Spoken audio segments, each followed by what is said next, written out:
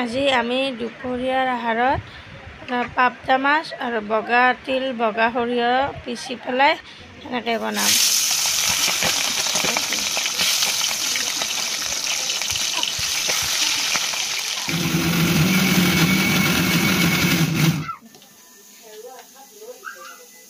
সৰিয়হ আৰু বগা তিল পেষ্ট কৰি লৈছোঁ। পিঁয়াজটো দি লৈছোঁ ৰ'বা। পিঁয়াজটো দিলে হালধি দিলোঁ।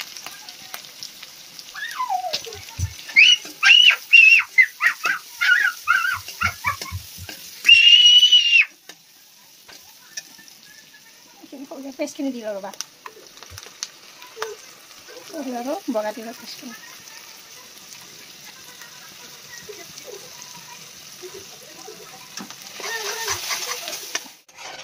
অলপ ফ্ৰাই হোৱালৈকে সেইটো কেঁচা কেঁচা গোন্ধটো যোৱালৈকে ভাজি ৰাখিব লাগিব।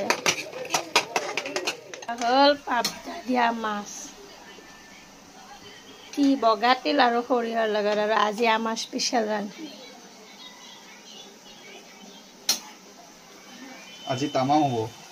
ঢেকীয়া শাক গুটি আলু ভাজা। ঢেকীয়া শাক গুটি আলু ভাজা আৰু মাছৰ কণীটো আছে বেঙেনাৰে। মজা।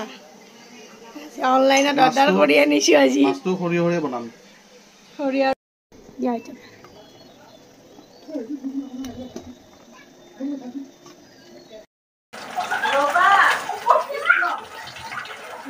টেঙা মৰা পাত গৰমত মজা হ'ব। টেঙা মৰা পাত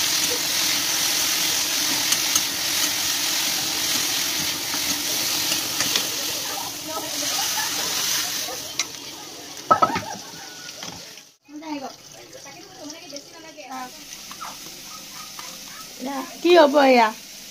বেঙেনা আৰু মাছৰ কণী, জ্বলা আৰু পিঁয়াজ দি পেলাই স্পেচিয়েল কি নেকি? ধনিয়া দিবানে? ধনিয়া দিব লাগিব।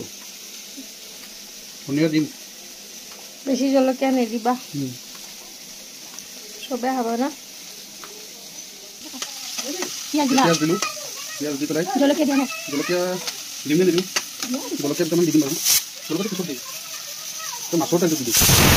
মাছৰ কণী, তেল নহয় কণী, মাছৰ কণী। মাছৰ কণী হৈ যায় আৰু বেঙেনা মাছৰ কণীটো আৰু পিঁয়াজটো ফ্ৰাই হৈ গ'ল। এতিয়া বেঙেনাটো দিছোঁ। সেইটো ফ্ৰাই হোৱাৰ পিছত ৰংগুৰা দিম। তাৰপিছত একদম যেতিয়া ফ্ৰাই হৈ যাব তেতিয়া ধনিয়া পাত কাটি দিম। নিমখ দিয়া নাই, দিম এতিয়া। সেইটো অকণমান ফ্ৰাই কৰি লওঁ।